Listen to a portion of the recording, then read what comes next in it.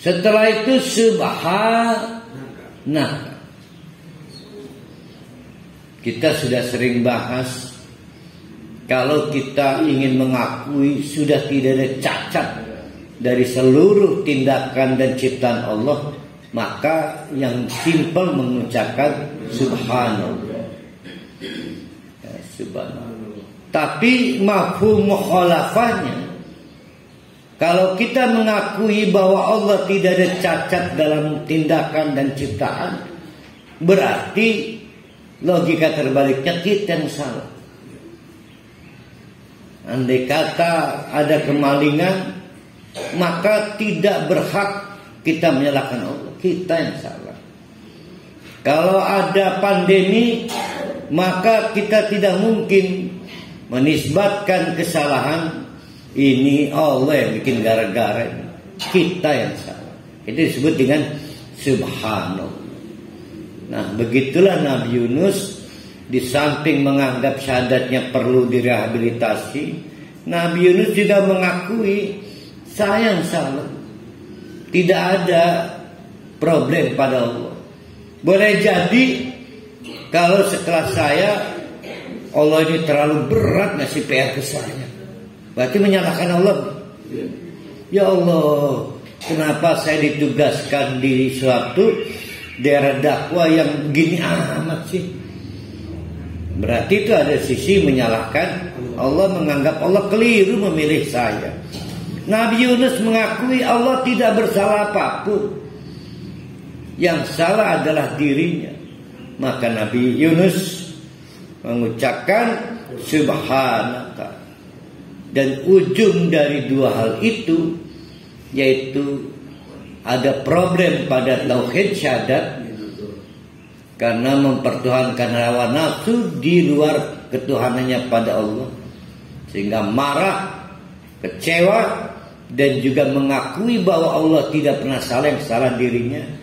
Maka Nabi Yunus mengatakan, inni kuntu minadh-dhalimin.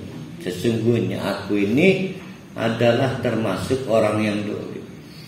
Hanya orang yang dolim yang mempertuhankan hawa nafsu, dan hanya orang yang dolim yang lempar tanggung jawab, tidak mau mengakui, tidak mau memikul tanggung jawab kesalahan. Jadi siapa orang yang dolim di balik kerusuhan Kanjuruhan Malang? Siapa? Ikan pada lempar tanggung jawab. Nabi Yunus menegaskan, inni kuntu minadh-dhalimin.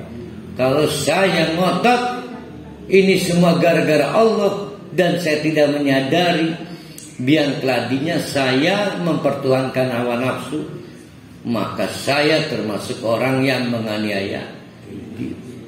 Dolim. Orang syirik itu disebut dolim.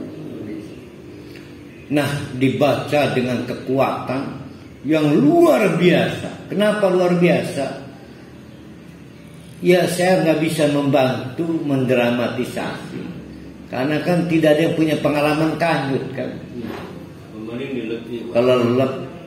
Tapi masing-masing kita pernahlah ada dalam suatu kebingungan, merasa tidak punya orang lain, maka satu-satunya jalan merasa yakin gak Allah melihat kita, merasa yakin gak Allah mendengar kita. Nah, doa la ilaha illa anta subhanaka inni kuntu minadh-dhalimin disuarakan oleh Nabi Yunus dengan kekuatan semacam itu. Maka fastajaba, doanya diijabah. Berarti sekaligus permohonan maafnya diterima.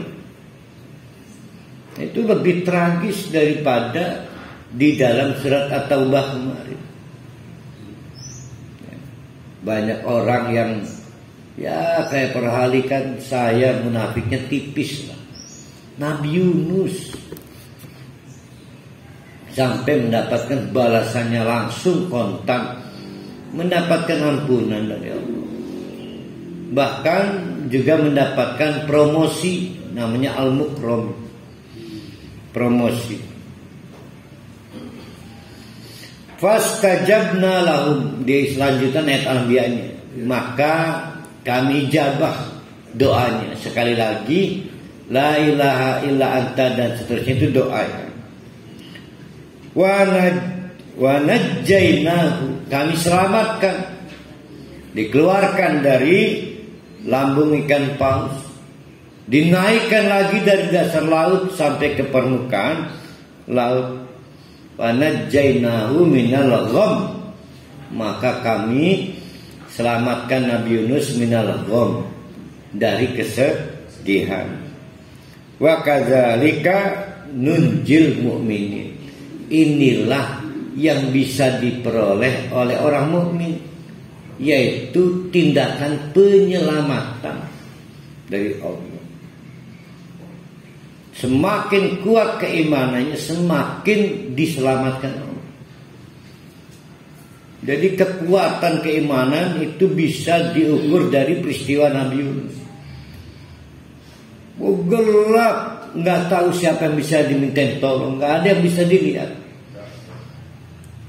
Apalagi itu kedap dalam lambung.